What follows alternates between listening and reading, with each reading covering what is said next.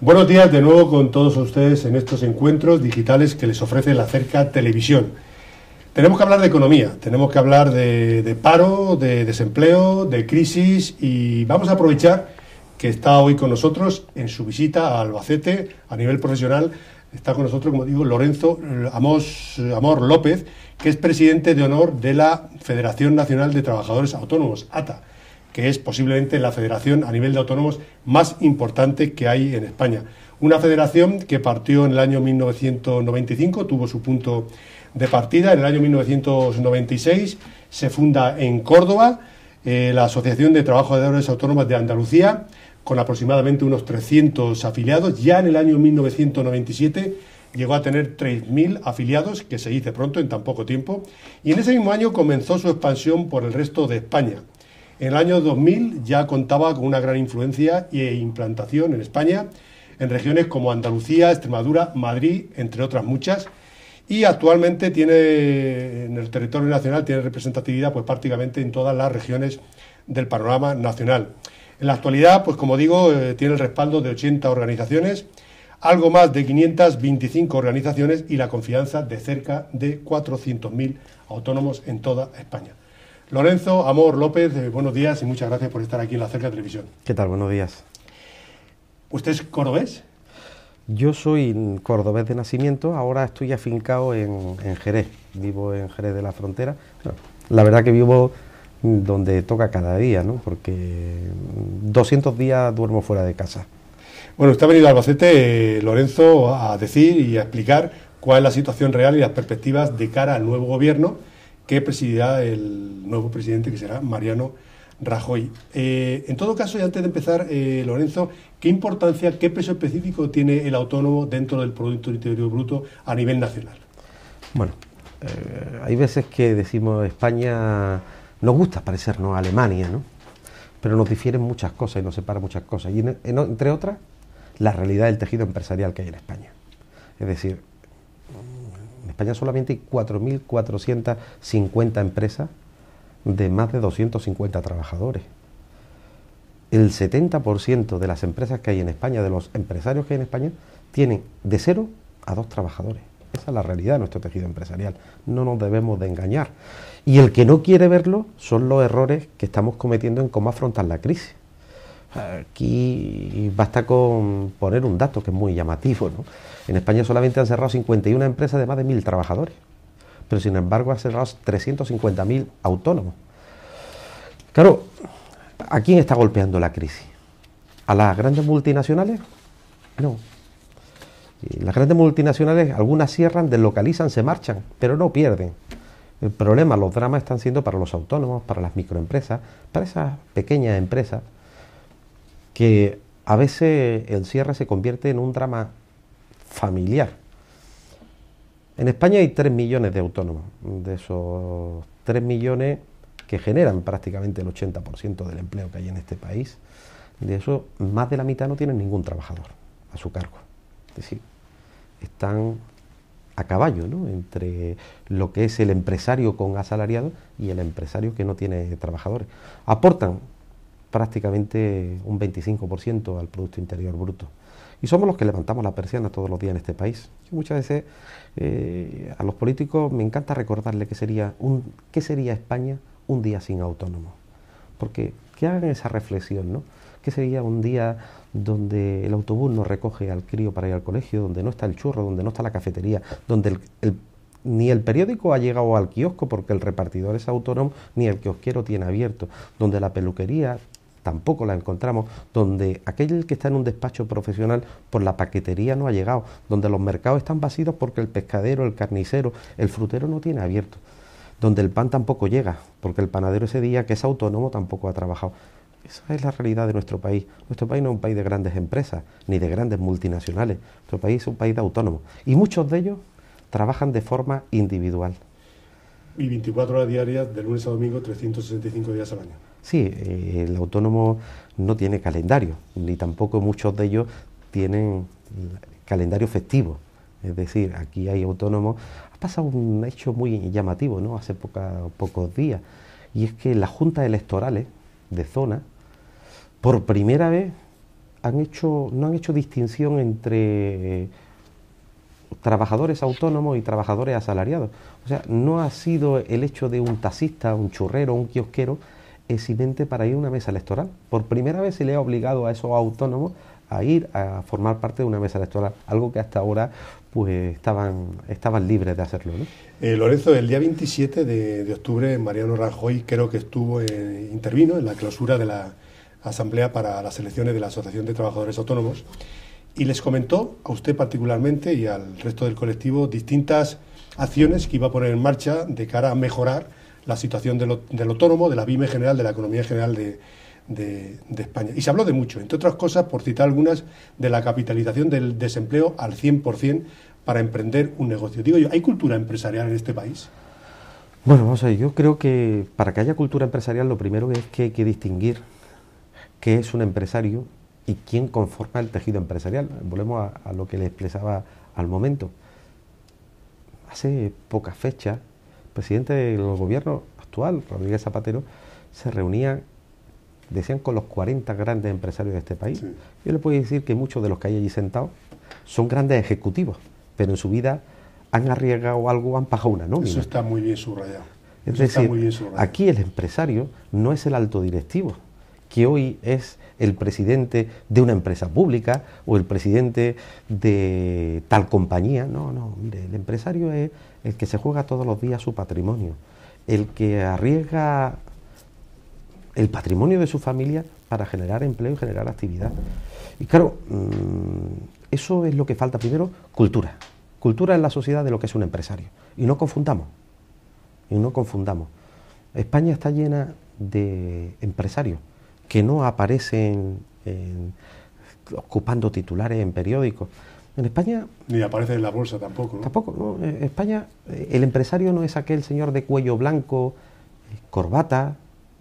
En España hay muchos empresarios que van con mono, que conducen un camión, un taxi, una ambulancia, un autocar. En España muchos autónomos van de calle y son muy pocos los que visten traje y corbata, muy pocos.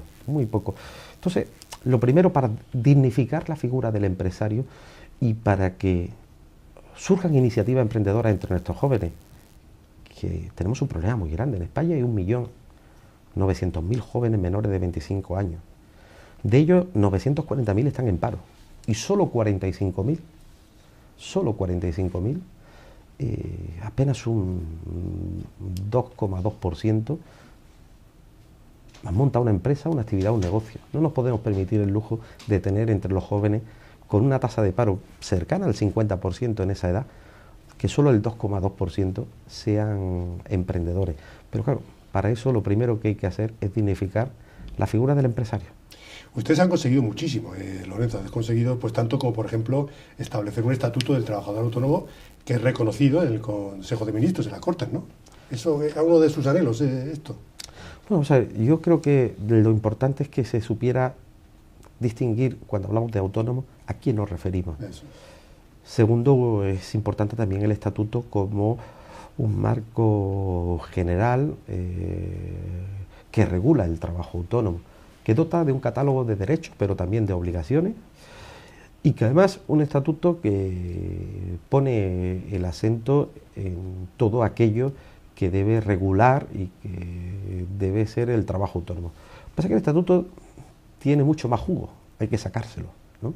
Yo hay veces que he dicho que si el título 5 del estatuto se hubiera desarrollado en esta legislatura, hoy no hablábamos de una pérdida de 350.000 autónomos.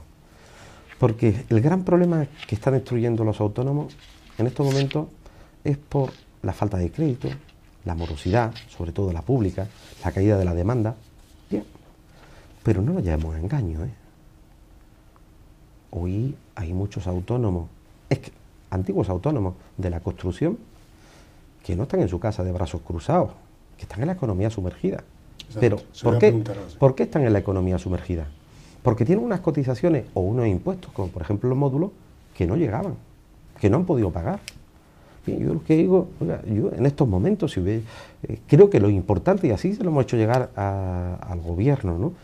Lo importante era reducir las cotizaciones, como establece el título 5 del Estatuto, para aquellos sectores más castigados por la crisis, para que en lugar de estar fuera haciendo una competencia desleal a los que a duras penas están dentro, que todo el mundo hubiera estado dentro del sistema, ¿no? Yo creo que se ha sido muy poco ágil. O quizá, me atrevo a decir, además no es la primera vez que lo digo, en este país se ha prestado mucha atención a la gran empresa, como si ellos no hubieran salvado o hubiera sido la solución, y sin embargo se ha dejado de lado a la economía real, la que genera actividad, cohesión social, la que genera empleo.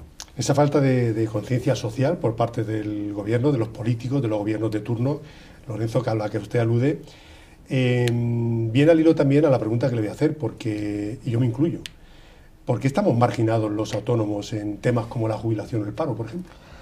Bueno, yo creo con el resto de regímenes, por ejemplo, el régimen general de la Seguridad Social. Bueno, yo creo que en eso ya se ha avanzado, ¿no? O sea, si hablamos en materia de jubilación, con la nueva reforma del sistema de protección social, materias como, por ejemplo, la jubilación anticipada del autónomo va a tener casi los mismos derechos que el trabajador asalariado. Y con la prestación por cese de actividad, que ya en el mes de noviembre, una prestación similar a la prestación de paro, desde este mes de noviembre los autónomos que estén cotizando por ello pues van a poder disfrutar. Fíjese, en esta legislatura como en el anterior, yo no creo que los autónomos tengamos que poner ningún pero a materias como de la protección social. Creo que ahí se ha avanzado mucho. Quedan flecos pendientes por hacer. O sea, nosotros podremos criticar la atención que ha habido en política económica, en política fiscal, en política de atención al autónomo, y en prioridades. Pero sí es verdad que lo que es la protección social se ha avanzado bastante. Además, con algo que es importante resaltar, todas las propuestas que se han realizado a lo largo de esta legislatura y la anterior han sido con respaldo unánime del Congreso de los Diputados, y eso es algo que los autónomos tenemos que sentirnos orgullosos. Lorenzo, con esas deudas que los autónomos les mantienen las distintas administraciones públicas, que hablamos de muchos miles de millones de euros, y que sin embargo se ven obligados, en teoría, a pagar el IVA correspondiente, ¿qué ocurre? ¿Eso se va a solucionar? ¿Eso es justo, no es justo? ¿Es legal, pero es justo? Yo quiero que los ciudadanos españoles sepan algo muy sencillo. Y es que las administraciones públicas son el principal foco de destrucción de empleo, de destrucción de empresas y de cierre de autónomos. Es decir, en este país 300.000 microempresas y autónomos han cerrado por culpa de la morosidad pública. 750.000 trabajadores están hoy en el paro. Hay 4 millones de facturas pendientes, 15.100 millones de euros. O sea, claro, eso, hay muchas familias, hay muchos autónomos que no lo pueden soportar. Pero cuando uno habla de deudas de las administraciones públicas, los autónomos todos piensan en la construcción, piensan en las grandes empresas. No, oiga, mire usted, se le debe a los taxistas, las consejerías de salud, consejerías de justicia, deben a los taxistas. Se les debe a personas formadores, a consultores, se le debe a pequeñas empresitas de limpieza, se le debe a comercio, a floristería, se le debe a farmacias. Es decir, aquí no es que yo entiendo que se deba a las grandes empresas de limpieza, de mantenimiento, etcétera, etcétera, ¿no? No, pero el problema está cuando bajamos abajo, ¿no? Cuando bajamos abajo. Porque un taxista no puede aguantar en estos momentos 9 meses sin cobrar 2.000 euros. Y los hay, así. Y en muchos sectores. Lorenzo, dígame si es verdad o no esto que dice su Twitter, y si es verdad, dígame si le ha traído o no consecuencias negativas o positivas. Barreda podrá dormir tranquilo, pero miles de autónomos de Castilla-La Mancha, a los que se le deben miles de millones de pesetas y de euros, no pueden dormir tranquilos.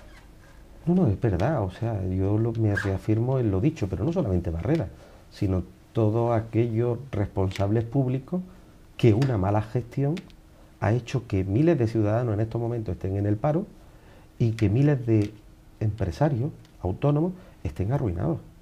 Y subraya usted, perdone que le corte, debería estar inhabilitado de hacer política. Yo creo que una de las cosas que más contentos tenemos que sentirnos los ciudadanos si el Partido Popular, que ha sido el partido mayoritario, lo cumple, es que toda aquella persona, como ocurre en el sector privado, oiga, yo descapitalizo mi empresa y mañana tengo consecuencias legales.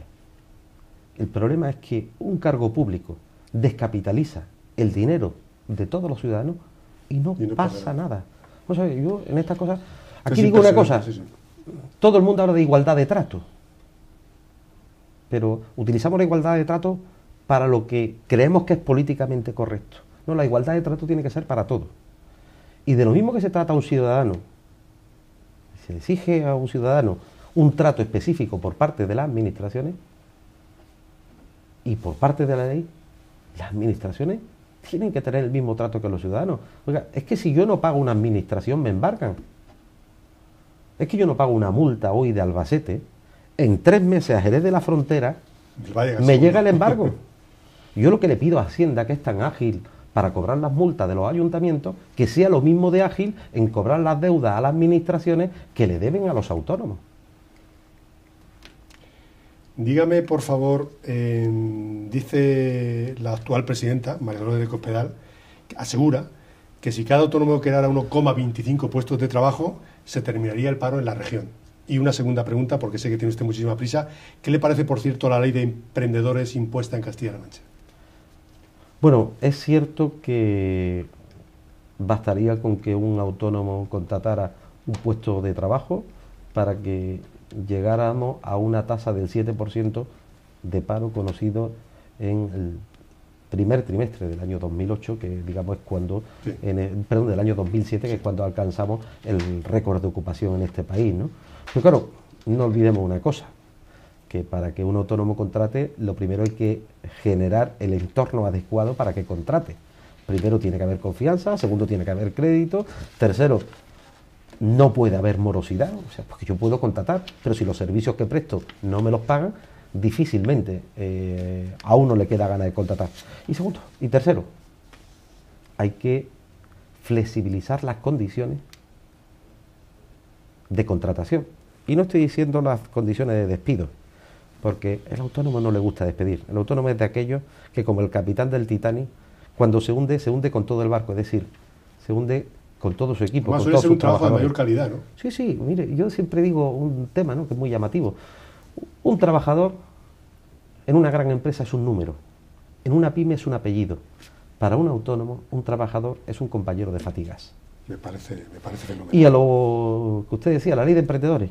Bien, yo creo que la ley de emprendedores está bien en el fondo, pero hay que darle más contenido. Sí, yo creo que en el trámite de enmiendas, que creo que es el que está ahora, hay que impulsar con mucho más contenido, porque es verdad que de esta crisis se puede salir con más autónomos.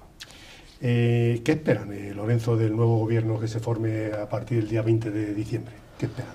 A nivel económico, a nivel de relaciones con los autónomos, a nivel de relanzamiento de la economía, ¿o no esperan nada? No sé, yo creo que la ciudadanía le ha dado mayoritariamente la confianza al gobierno o al Partido Popular y a Mariano Rajoy, y ahora depende de él el mantener esa confianza y depende de su gobierno. En estos momentos el programa que ha presentado para autónomos es un programa bastante ambicioso. Lo que hay que hacer, la música suena muy bien, ahora hay que ponerle la letra. Claro, nosotros le tendemos la mano al nuevo gobierno. Es lógico, estamos aquí para hacer lo que sabemos hacer, generar actividad, generar empleo. Pero que no olvide el gobierno que de esta no se sale si no es con los autónomos. Los bancos estarán y los banqueros estarán o no estarán. Las grandes empresas podrán estar o mañana deslocalizar y marcharse, pero los que van a estar, los que han estado ayer, los que están hoy y estarán mañana en este país sin moverse, esos son los autónomos. Y a veces hay que contar más con ellos. Lo que pasa es que mientras la banca no abra el grifo, esto es imposible, ¿eh?